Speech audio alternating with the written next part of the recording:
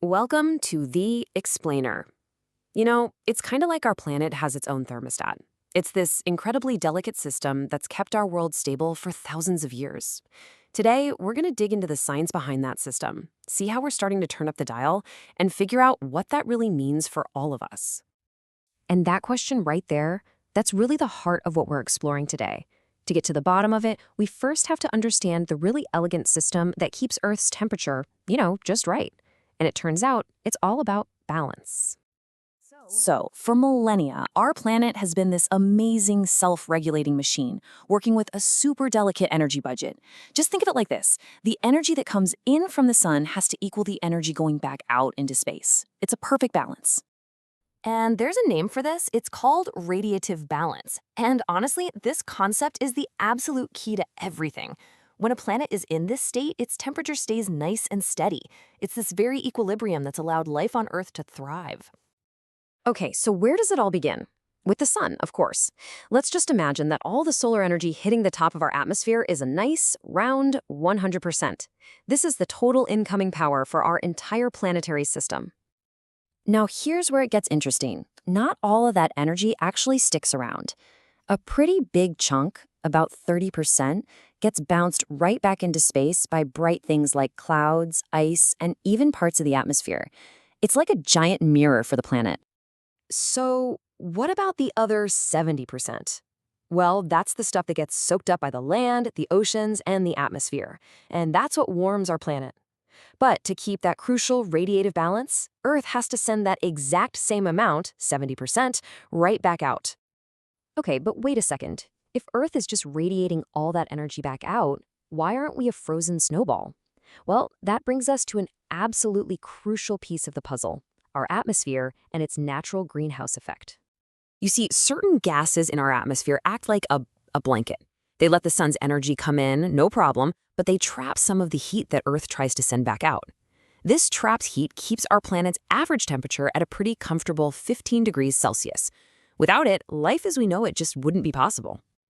And these guys right here, they're the main players making up that warming blanket. They're all totally natural, and their real power is all about their concentration in the atmosphere. A little bit is perfect, absolutely essential for life. But what happens when you start piling on too much? And this chart, it just perfectly lays out where we are today. Methane is super potent, for sure, but the sheer amount of carbon dioxide we've released means it's become the main driver of what we call the enhanced greenhouse effect. It's responsible for a whopping 3/4 of the recent warming. Right, so this is where we enter the picture. Our activities are essentially thickening that planetary blanket. By pumping more of these greenhouse gases into the air, we're trapping more heat and knocking that whole energy budget out of whack. When you actually look at the data, the connection is just undeniable. Ever since the Industrial Revolution, the amount of CO2 in the atmosphere has climbed, and global temperatures have followed in almost perfect lockstep.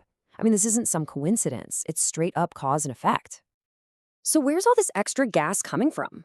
Well, burning fossil fuels is the #1 culprit for CO2. Then you've got deforestation, which gets rid of the very trees that help soak it up.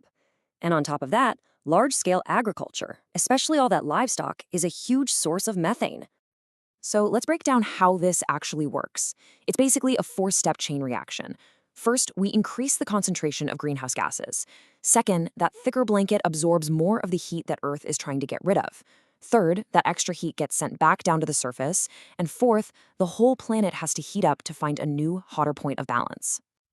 And look, a warming planet is so much more than just a higher number on the thermometer.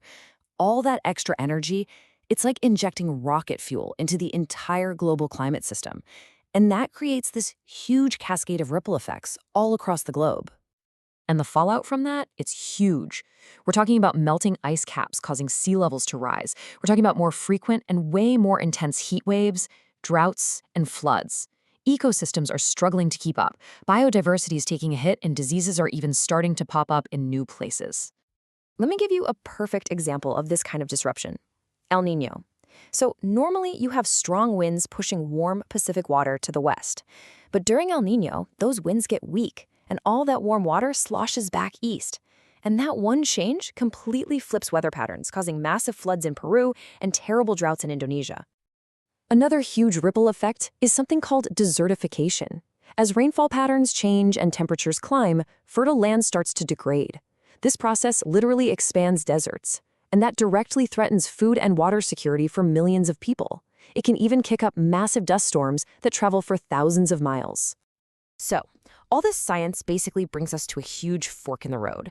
And using some really powerful climate models, scientists can actually project what our future could look like based on the choices we make, starting right now. And wow, these two paths could not be more different. On one path, a high emissions future, we could be looking at a staggering 6 degrees Celsius of warming by 2100. The other path, a low emissions one, could limit that warming to around 1.7 degrees. The difference between those two futures, it's just immense. Okay, so the big question is, how do we get on that better path? Well, it's going to take a combination of everything, really, from the choices we make in our daily lives to massive society-wide shifts. It means little things like taking public transport, but also huge things like investing in renewable energy and working together on international climate agreements. So, in the end, the science gives us the map. It shows us exactly where we are, and it shows us the different places we could end up. The story of our planet's climate, that's still being written. And right now, we are all holding the pen. The only question left is, what story are we going to write?